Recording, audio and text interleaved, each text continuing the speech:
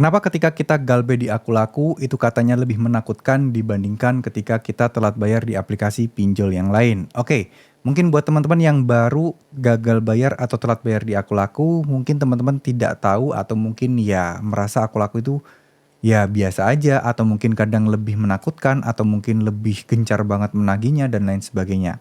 Karena jujur aja kalau dibilang lebih menakutkan dari yang lain, ya mungkin bisa dibilang iya, tapi dari sisi mana dulu?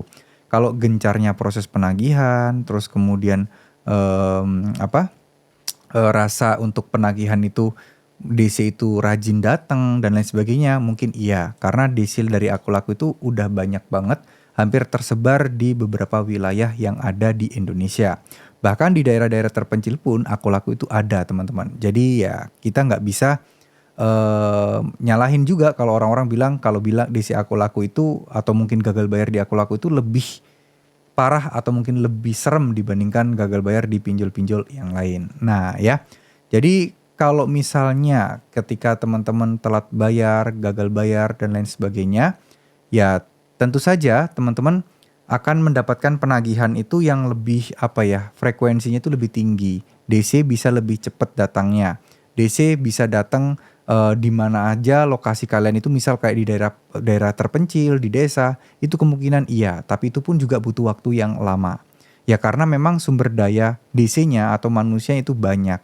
Jadi wajar jika memang banyak banget DC-DC yang pada akhirnya apa ya, bisa bisa dibilang akan mendatangi kalian.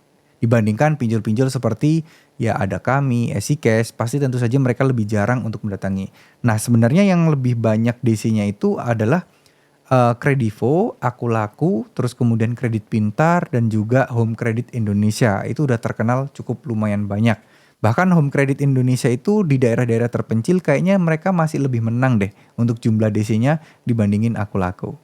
Ya, jadi sebenarnya bukan masalah yang paling menakutkan, semuanya itu aman selama kalian itu mengikuti prosedur yang berlaku. Mau kalian gagal bayar, telat bayar dalam jumlah besar, insya Allah bakal tetap aman-aman aja. Jadi nggak perlu khawatir, nggak perlu pusing, nggak perlu stres yang gimana-gimana.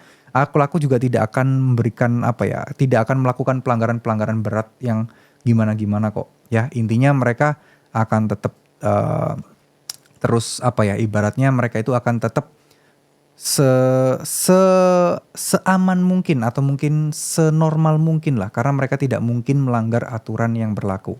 Karena Aku Laku sempat kena kasus, jadi harusnya mereka nggak mungkin ke depannya bertindak seenaknya lagi, karena bisa jadi kalau mereka bertindak seenaknya lagi, ya mereka akan kena dampaknya gitu teman-teman ya.